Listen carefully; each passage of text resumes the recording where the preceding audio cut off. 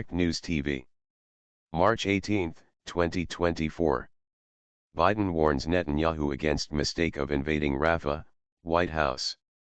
Washington, D.C. The United States has issued its strongest public warning yet to Israel against invading the crowded city of Rafah in the Gaza Strip, saying that such a ground operation would deepen the humanitarian crisis in the besieged enclave. U.S. National Security Advisor Jake Sullivan told reporters on Monday that, while President Joe Biden remains committed to the goal of defeating Hamas, he communicated to Israeli Prime Minister Benjamin Netanyahu that a major assault on Rafah would be a mistake. It would lead to more innocent civilian deaths, worsen the already dire humanitarian crisis, deepen the anarchy in Gaza and further isolate Israel internationally, Sullivan said.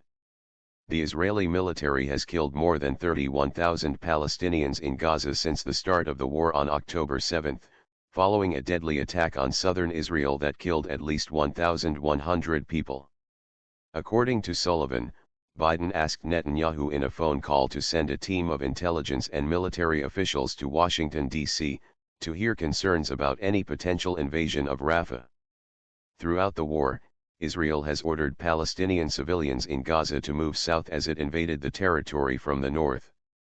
Many residents were first displaced to the middle part of the enclave and then moved to the southern city of Khan Yunis. They were ultimately forced to flee again to Rafah, situated on the Egyptian border. Over the past 5 months, Rafah's population has ballooned to more than 1.5 million people, up from about 300,000 before the war.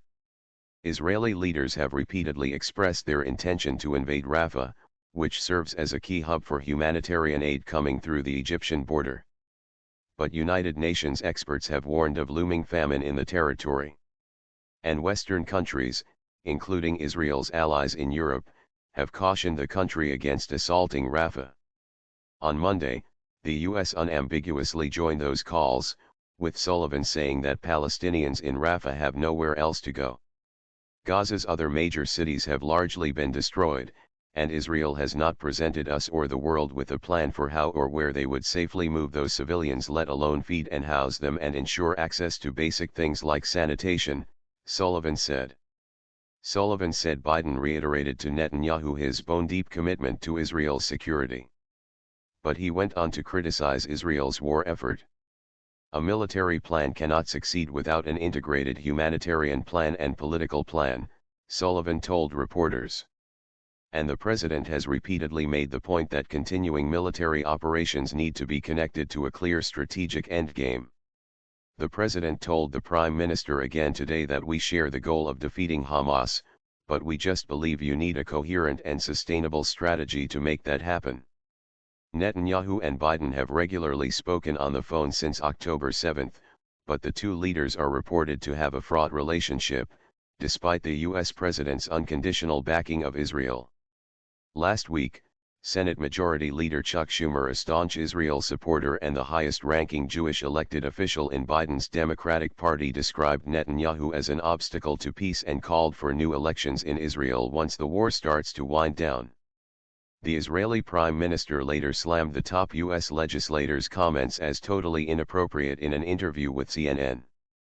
But Biden described Schumer's remarks as a good speech that expressed concerns shared by many Americans.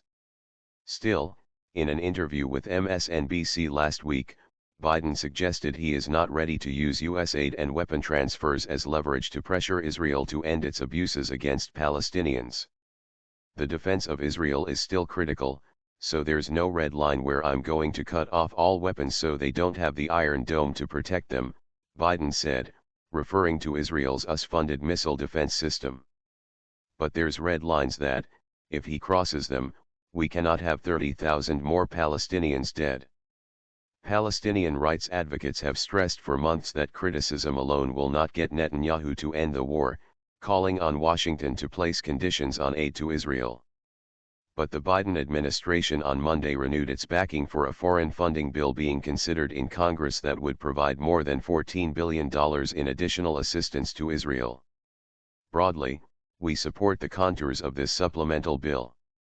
We believe that it is vital for what is required to support our Ukrainian partners, to support our Israeli partners, State Department spokesperson Vedant Patel told reporters. My name is Kingsley.